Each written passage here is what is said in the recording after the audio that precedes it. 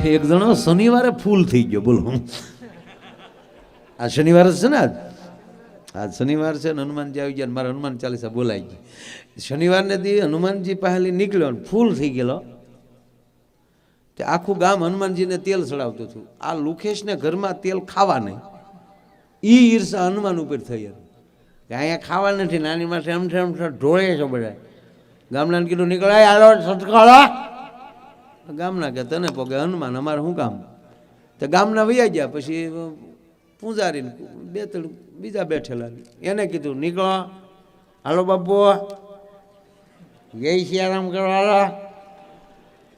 હા બાપા કા નીકળ્યા. પછી તો હનુમાનની બે વજ્યા. તો હનુમાનજી આમ જ બેઠેલા ગદા લઈને,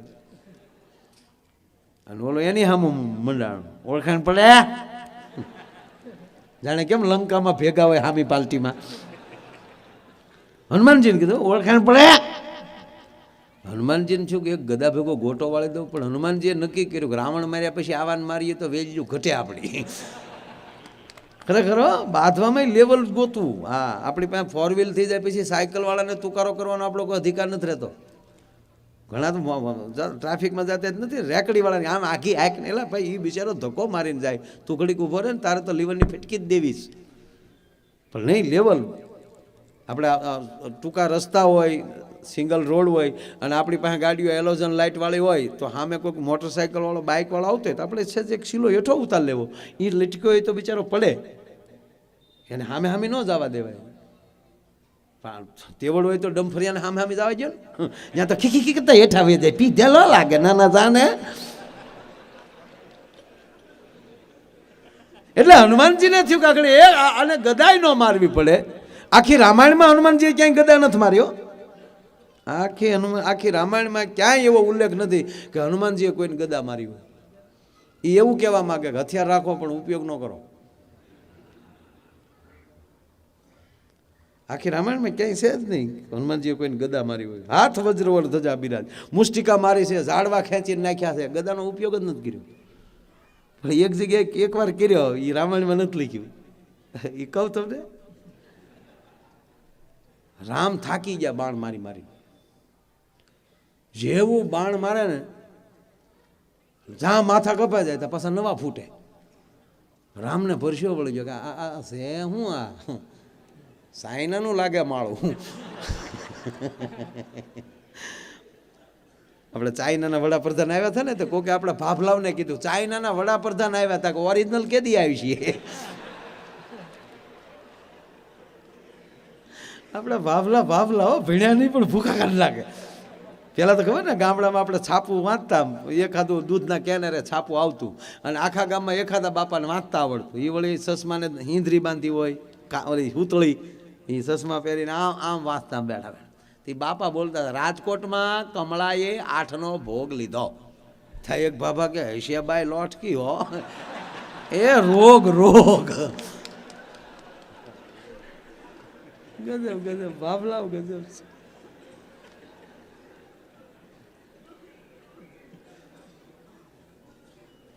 જેમ જેમ ભગવાન રામ બાણ મારે અને એમ જેવા મસ્તક કપાઈ જાય ને પાછા નવા ફૂટે. રામને વ્યાકુળ જોઈએ, પછી હનુમાનજીથી તો રહી ન કાંઈ. રામને કે એક કોઈ રહ્યો ને પડે હું નહીં. હવે રામાયણમાં નથી હો, ગોતતા નહીં. પણ હનુમાનજી બેઠા એટલે કહું, એ મને કાનમાં કીધું કે આવું છૂથું લખાણું નથી. રામને આમ 100% ભક્ત એને જ કહેવાય ને, ભીડમાં આડો આવીને ઉભો રહી જાય. એટલે આમ કીધું એક કોઈ રહ્યો ને, અને પછી જે ગદા લીધી ને હનુમાનજી 3 ફરફુદડી ફરીને હોય ઝાટકે રાવણની કઈડીમાં નાખ્યો. અને કઈડીમાં નાખીને જે રાવણ જે ઊંધો પીડ્યો, ભફાકો જે બોલ્યો, એ ક્યારે 10 માથા જાય ને ઊંધી આમ ઊંધો પીડ્યો, પાક મોઢામાં ધૂળ ગળી ગઈ.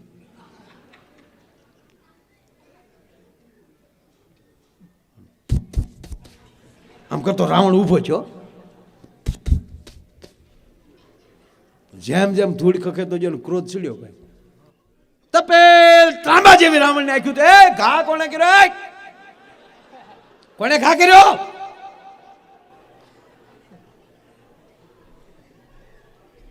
રામે હનુમાનને ઘૂસ તમે આવું ન કરાય, આને ભલા મને તે પણ હવે એક તો ખીજાઈ ગયેલો હતો ને એમાં તે ખીજ્યું આને, કોને ખા કર્યો? હનુમાન કે મેં કર્યો. એલા ભાઈ થાતા થઈ ગયો, દાવા દે ને બધું. કોને ખા કર્યો? હનુમાનજી કે મેં કર્યો. કેમ? તારી માને ધન્યવાદ. બાધણીમાં તો આવું જ હોય ને. તો હનુમાન કે તારી માને ધન્યવાદ. એટલે રાવણે કીધું મારી માને ધન્યવાદ હે ના, એટલે હનુમાને કીધું મારી માને ધન્યવાદ હે ના. અને ત્યારે રાવણે કીધું તારી જનતાને ધન્યવાદ ન આપું ભલામણ, હું દશાનંદ રાવણ. ભગવાન શિવની સ્તુતિ કરતો મહાદેવ પ્રસન્ન ન થાય અને ક્રોધમાં ભરાવ, તેથી મારા આતરડા કાઢી અને એનું વાદ્ય બનાવી અને એમાં હું સ્તુતિ કરું, છતાંય જો શિવ પ્રસન્ન ન થાય તો હા ભલે હનુમાન મારી 20 ભુજાથી મેં કૈલાસ ઊંચો કર્યો હતો. મારી 20 ભુજાઓ, 20 ભુજાની એમ કહેવાય એ 100 આંગળીયું, અને 100 આંગળીયું એમ કહેવાય કે મારી 100 આંગળીયું રૂપી કમળમાં કૈલાસ ભમરા જેવો લાગતો હતો. આવું રાવણ, એને બદલે કોઈ મારો સાળો ન કરે, તારા રામને પરિસેવો વળી ગયો, એને બદલે તે એક ગદા ભેગો મને પાડી દીધો, તો ન કહો તારી મને ધન્યવાદ આપ.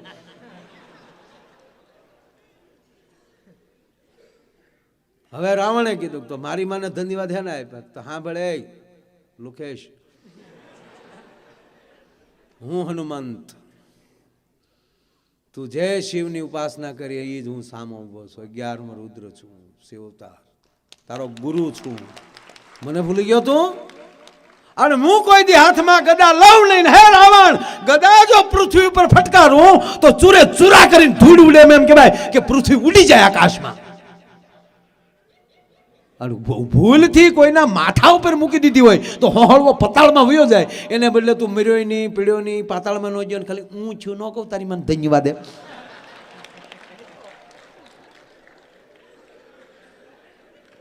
એટલે ઓલો પી ગયેલો હનુમાનજીને કીધું ઓળખાણ પડે, રામના ભગત થઈ ગયા એટલે હું તમે ઠૂઠ થઈ ગયા. ગામ તેલ ચડાવે, સિંદૂર ચડાવે, વાહ બહુ સારા ધંધા કર્યા. અમારે સામું જોવાય, એકલા રામના જ કામ કરો છો. અમને શું વાંધો છે? મરી ગયા ઓળ ખાઈ ખાય.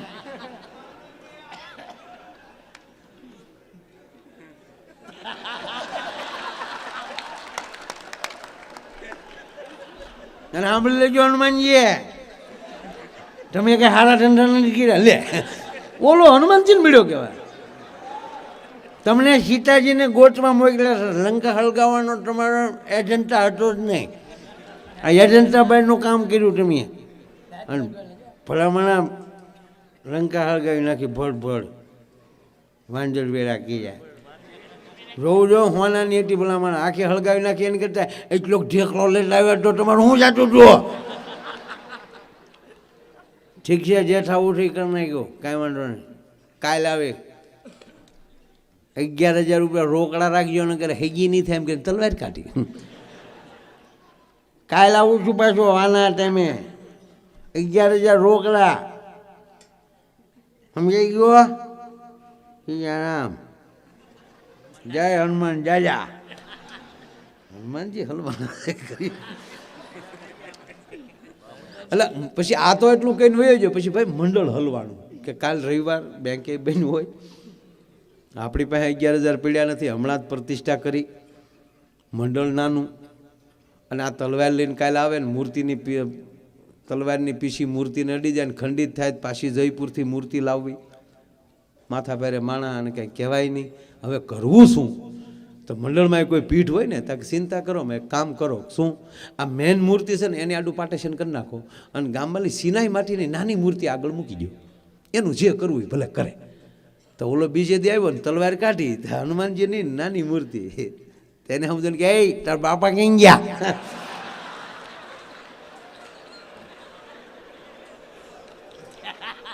હવે આને ભડાકે દેવાનું એક બીજું કાંઈ કરાય ભલા.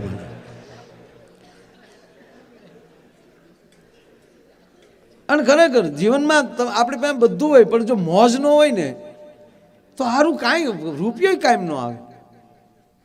આનંદ તો હોવો જ. અને એટલે જ હું કાયમ એક વાત કરું કે જે માણસ ખુલ્લા દિલથી દાંત ન કાઢતો હોય ને એને કોઈ દી મિત્ર ન બનાવવું. આપણે જો આ બધાને અનુભવે છે કે તમે મુંબઈ જતા હો, સુરત ક્યાંક કામે જતા હો, તો આપણે આ તમારા બધા જેટલા મેં બિલ્ડરો, ઉદ્યોગપતિઓ, મોટા માણસો છે એની બધાને મને એક વાતની એ ખબર છે કે એની પાસે એક ભલે એક એવો મિત્ર હોય કે રસ્તે આનંદ જ કરાવતો હોય, નકર હોય ખાલી હો.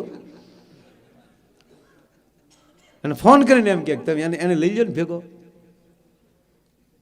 બસ મોજ હશે ને તો રોકાણ કોકનું લહેર મફતમાં મળે છે. હા, આ મોજ હોય તો તમે સાંભળી. આ સદગુરુ શું કહેવા માંગે છે? આ એ જ ભેગા ગોઠવાઈ જાય, ખાલી ભેગા થઈ જાઓ. હું દાખલા તરીકે રોડે ઊભો અને તમે તમારી મર્સિડીઝ ગાડી લઈને નીકળો અને મને જોઈ જાઓ, ઓળખતા હો, મને જોઈ જાઓ એટલે તમે એમ કહો કે લા તો માયાભાઈ ઉભા, તમે ગાડી ઊભી રાખી ગયો અને તમે એમ કહો કે માયાભાઈ અમદાવાદ, હા આવું છે, ભાઈ આવું, અને આપણે બેસી જઈએ પાછલી સીટમાં. તો રોકાણ એનું, ડ્રાઈવર એનો, પેટ્રોલ એનું, આપણું કાંઈ નહીં. તો એને હું 140ની સ્પીડ મળે ને આપણે હું 70માં પીડ્યા દઈ ભક ભક ભક ભક. 140ની સ્પીડ આપણને મળે. શું કામ? એની હારે ગોઠવાણા છે ત્યારે સાહેબ, એની ભેળા થાય ત્યારે. એટલે જે માણસ મોજ ન કરી શકતો હોય એની પાસે એમ કહેવાય કે એને મિત્ર ન બનાવો, ભાગીદાર તો નહીં જ, વેવાય તો નહીં જ.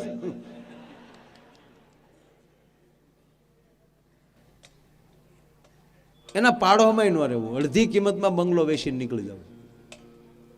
કારણ કે સવારમાં હામો મળ્યો ને તો અફકન થાય. આપણે પ્રોગ્રામમાં જવા નીકળ્યા તો આપણે આમાં મોગો સર પ્રોગ્રામમાં જાવ, નાના તારા બાપનું હરવણું કરવા જાય. એમ અમારે હકાદાન હમણાં કહેતા હતા, હકાદાન ગઢવી બહુ સારું બોલે. હકાદાન મને એ કે હું હરવણું કરાવવા ગયો, કાંઈક એને હશે કંઈક કરો, તો એ હરવણું કરવા બેઠા, આમ તર્પણ કરવાનું હોય ને બધું. એટલે ગોર બાપા જે કોઈ છે એ બોલતા જાય, ઓમ નમઃ સ્વાહા, મૂકો 500 રૂપિયા. એટલે મૂક્યા, પાછું વિધિ કરીને કે હવે માથે 600 રૂપિયા મૂકો. પછી હકાદાને કીધું હું આ હરવણું કરવા આવ્યો, ઘોરાવા આવ્યો એ નક્કી નથી થતું. એટલે જીવનમાં મોજ જરૂરી છે.